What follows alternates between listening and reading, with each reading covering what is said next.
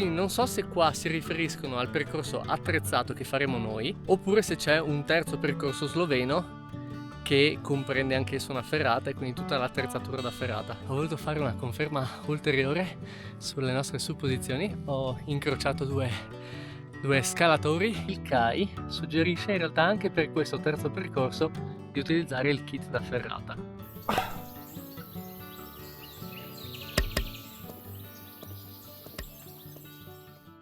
Buongiorno bellissimi, bentornati. Oggi è il 29 giugno 2026 e fermiamo un attimo la camperizzazione per fare una bella escursione. Vi voglio portare in cima a questo monte. Siamo sul confine tra Friuli Venezia Giulia e Slovenia. Questo è il monte Mangart ed è uno dei monti più alti del Friuli e della Slovenia, chiaramente. Però il percorso, anche se considerato difficile, non è estremamente difficile. Serve un certo livello di allenamento, ci sono dei tratti esposti, quindi per questo è considerato difficile, però secondo me tra le escursioni difficili è forse una delle più semplici, perché comunque sono 700 metri di dislivello con all'incirca 5 ore di durata tra andata e ritorno. Adesso controlliamo come sono i punti esposti e c'è una parte un po' più tecnica che adesso non ricordo esattamente, quindi forse prima di dire che non è così difficile lo facciamo e poi confermiamo. La strada per arrivare è a pedaggio nel periodo estivo, costa 5 euro se non sbaglio. Oggi in realtà, anche se il 29 giugno, era gratuito il passaggio. Non so se perché non siamo ancora in periodo estivo o perché sono passato molto presto alle 6 di mattina. Si sale per questa strada e si parcheggia appunto qui sul bordo, perché la partenza al cammino è qua. Ci dovrebbe essere anche una malga, un rifugio poco più avanti, però leggevo che in questo periodo è temporaneamente chiuso. Anche questo non so se è una questione di orario o se manca la gestione o se non hanno ancora aperto. Magari poi mi informo e ve lo dico all'interno del video. Fa freddo! Ed è incredibile perché in questi giorni ci sono quelle temperature da 38 gradi pazzesche che non ci aspettavamo. Let's go! Alla faccia del non difficile, qua scrive Mangart 3 ore, very difficult trail. Percorso molto difficile. E c'è anche scritto, perfetto, abbiamo già risposto a 2 domande. Gentili visitatori, il rifugio Mangart è chiuso a causa dei preparativi per la ristrutturazione. Vi ringraziamo per la vostra comprensione. Questo al 29 giugno 2026, quindi chiaramente a seconda di quando venite potrebbe essere stata già conclusa oppure no. Il percorso inizia asfaltato e anche abbastanza leggero. Il panorama è già meraviglioso comunque. Guardate qua davanti, quello là è il lato italiano. Meraviglia. E lassù è dove dobbiamo arrivare. Mamma mia, ma quanto è bello! E siamo appena partiti. Tra l'altro sono le 6:40. Proviamo a tenere traccia del tempo. Eccolo qua, il nostro rifugio Mangart, e dal parcheggio si raggiunge in letteralmente 3 minuti. E questo fa ridere perché siamo passati da 3 ore a 2 ore e 30 in letteralmente 3 minuti. Ok, non so se sono allenato io o c'è qualcosa che non quadra.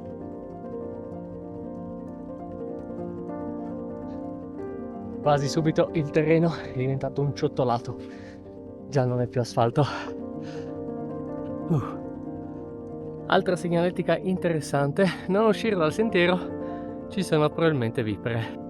Non pensavo che anche quassù ce ne fossero. Bene, stiamo sul sentiero. Comunque non fatevi ingannare dal mio fiatone, sto andando come un treno, non mi sto risparmiando neanche un po', non vi spaventate. Altro tratto asfaltato, vietato campeggiare, vietato usare droni. Chissà se si riferisce solo qua o vale anche per lassù in cima. Cani al guinzaglio, vietato raccogliere fiorellini. Peccato per il drone, potevo fare delle bellissime riprese qua.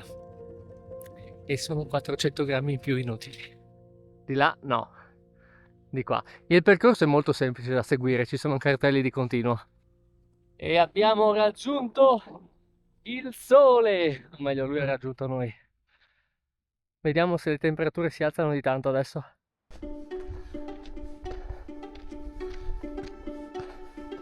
Il percorso asfaltato sicuramente ha una salita molto più dolce, quindi se volete avvicinarvi al punto più difficile dell'escursione ancora pieni di energie, forse è una buona scelta. Il percorso invece su sterrato è più piacevole sicuramente per ginocchia, piedi e comunque non è così tanto più ripido. Qui ho trovato una piccola didascalia che ha un po' di storia e anche una cosa interessante, e cioè il fatto che il percorso sloveno, così chiamato qua, The Slovenian Route, che è segnata qua con dei puntini, dei pallini rossi, è molto impegnativo e richiede attrezzatura specifica. Adesso io ho il dubbio perché, se non sbaglio, se non ricordo male, il percorso italiano è quello che sale dai laghi di Fusine e comprende una ferrata. Quindi non so se qua si riferiscono al percorso attrezzato che faremo noi, attrezzato nel senso che ci sono cavi d'acciaio per aiutare durante il percorso, oppure se c'è un terzo percorso sloveno che comprende anch'esso una ferrata e quindi tutta l'attrezzatura da ferrata. Adesso lo scopriamo. E se per caso stavate pensando che fosse un buon posto per passare la notte con il camper, non lo è. Vietato dalle 10 alle 6 di mattina. E mi raccomando, non sottovalutate il sole. Ok, ho già trovato una conferma che la via italiana è una ferrata e dura un'ora, quindi in teoria è più rapida che non la via normale. È una scorciatoia. Da qui possiamo vedere l'altro versante e là sotto li vedete molto bene che scintillano, sono i laghi di Fusine, inferiore e superiore. Wow!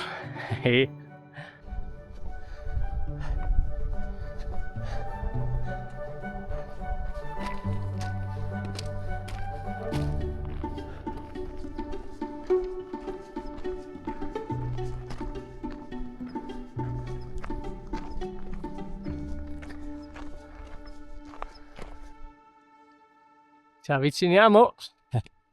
Se non sbaglio, tra poco dovrebbe iniziare la parte più ripida e attrezzata. E sono le 7:40, considerando le pause che ho fatto per fare riprese varie, crema, eccetera, e il fatto che ho un passo molto veloce, direi che i tempi sono questi. Eccolo! Neanche detto. Non so se li vedete, ma qua ci sono i cavi. Ovviamente non è così problematico salire, anche senza mani, appoggiando bene i piedi si riesce. Il cavo è più una sicurezza aggiuntiva. Quindi ecco, percorso attrezzato non significa ferrata.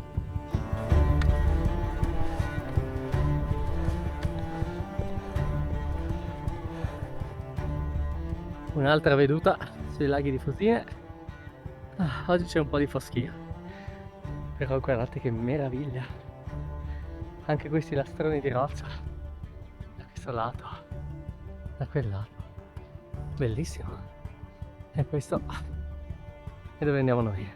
Siamo giunti a un bivio importante che conferma la teoria precedente, e cioè che ci sono 3 percorsi. C'è un percorso sloveno che col simbolo di attenzione vuol dire che è una via ferrata ed è quella che abbiamo visto sotto. Quello Italsmer è il percorso italiano normale, quindi non ferrata, e invece c'era anche la via ferrata italiana che però partiva da un'altra direzione. Quindi noi seguiamo questo percorso qua, Italsmer, e andiamo su di là. Qua si cammina un po' sulla roccia, ma non c'è neanche bisogno dei cavi, è proprio semplice semplice. Piccolo suggerimento per salvare energia: non fate come sto facendo io, ma cercate di fare piccoli passi. Più sono grandi e più bruciate energia inutilmente, quindi piuttosto che fare un grosso scalino, magari dividetelo in 2 e ne fate 2 per quanto possibile. Ho incrociato due scalatori in discesa, quindi probabilmente hanno visto l'alba in cima al Mangart, e loro sono saliti sul percorso sloveno e mi hanno confermato che è una ferrata che dura circa un'ora e che non è troppo difficile. Non so che categoria sia, mi hanno detto che è probabilmente una BC, ma non so su che scala. Invece il percorso che sto affrontando io non ha bisogno di attrezzatura e dicono che è abbastanza semplice. Ricordo di averlo fatto in un periodo in cui la neve non si era ancora tanto sciolta, e ricordo un tratto esposto molto molto pericoloso che senza ramponcini era molto imprudente affrontarlo. Adesso però non dovrebbe esserci neve, quindi non lo temiamo. In compenso qua la pendenza sale parecchio, quindi con calma facciamo qualche pausetta ogni tanto, passi piccoli e proseguiamo. Per completezza di informazione vi faccio vedere che il CAI suggerisce in realtà anche per questo terzo percorso di utilizzare il kit da ferrata. Io non me la sento di darvi consigli in merito, però quello che posso fare è farvi vedere i tratti più pericolosi e con i cavi, così che possiate decidere in autonomia. Qua inizia il tratto attrezzato. Vi appoggerò qua sul mio petto, quindi la ripresa potrebbe non essere perfetta, perché avendo treppiede e bastone in una mano mi serve l'altra per il cavo. Spero che riusciate a vedere, comunque non sembra particolarmente difficile, si potrebbe anche camminare accanto salendo sulla roccia, sicuramente aiuta. Letteralmente sono dei gradini di roccia, il cavo accompagna, ma è appunto una sicurezza in più, non è fondamentale per salire. Probabilmente è più utile in discesa. Sole!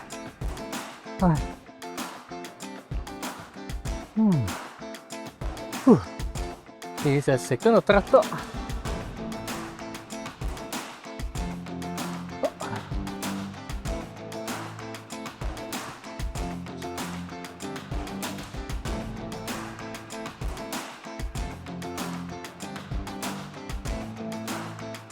Ciao. Dai.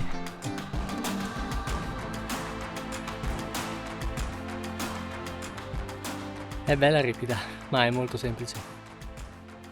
Per adesso tutti quelli che ho incrociato non hanno il kit a ferrata e stanno scendendo senza difficoltà, anche con dei bei zaini pesanti. Mi raccomando, non fate come me, sono le 8:20, sono passate quasi 2 ore ed è la prima volta che bevo.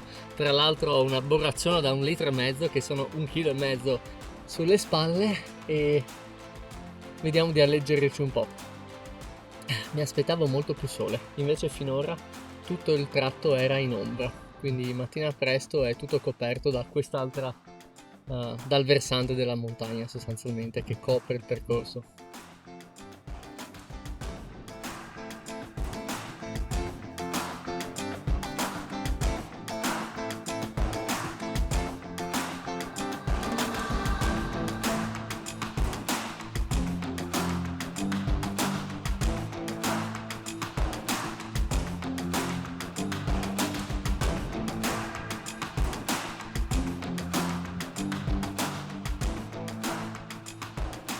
Ah, questo era il tratto esposto che con la neve ho trovato molto pericoloso. Senza neve non sembra, anzi sembra molto piacevole. Un punto di riposo veramente orizzontale, facile da seguire, difficile da scivolare. Ovviamente bisogna sempre fare attenzione anche perché è molto ripido e scende giù dritto fino ai laghi di Fusine, però è semplice. Infatti non c'è neanche il cavo, solo nella prima parte. Invece molta attenzione quando c'è la neve, perché qua veramente è brutto. Immaginate questo punto pieno di neve, con un piccolo percorso da seguire, senza punti di appoggio e con la possibilità di scivolare giù. Non proprio bellissimo. Quindi ramponcini e anche il bastone, io consiglio bastone o bastoncini, quello che vi va meglio. Altro tratto attrezzato.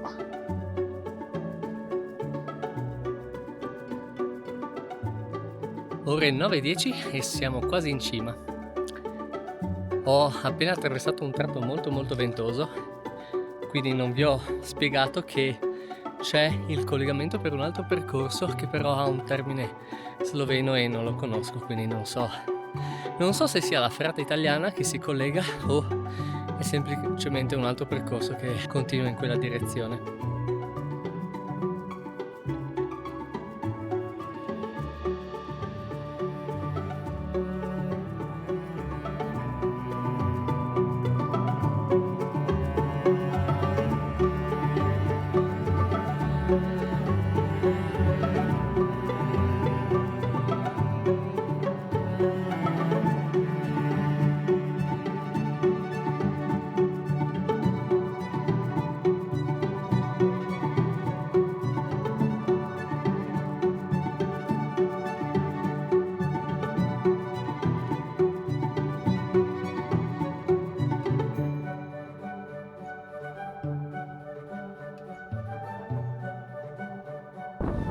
E sono esattamente le 9:40, quindi con diverse pause, ho fatto una pausetta merenda, mi sono fermato a chiacchierare, tante pause per fare i video, quindi 3 ore direi che ci sta, considerando che comunque sono andato abbastanza veloce quando camminavo. Questa era la nostra escursione, spero che vi sia piaciuta e che l'abbiate trovata utile. Anche proprio in merito al kit ferrata, se portarlo oppure no. Non ho visto assolutamente nessuno utilizzare un kit ferrata per la discesa né per la salita. I bambini avevano il caschetto, ma a parte questo gli unici col kit ferrata erano quelli che sono saliti dal lato della ferrata slovena, che però non lo utilizzavano scendendo dal lato che abbiamo fatto noi. Quindi ecco, questi sono i dati oggettivi, ovviamente la scelta e la responsabilità. E se il video vi è piaciuto e vi è stato utile, mi raccomando, mettete un mi piace, condividetelo e iscrivetevi al canale. Ci vediamo presto con campionizzazioni, escursioni o quant'altro. Ciao, benissimo!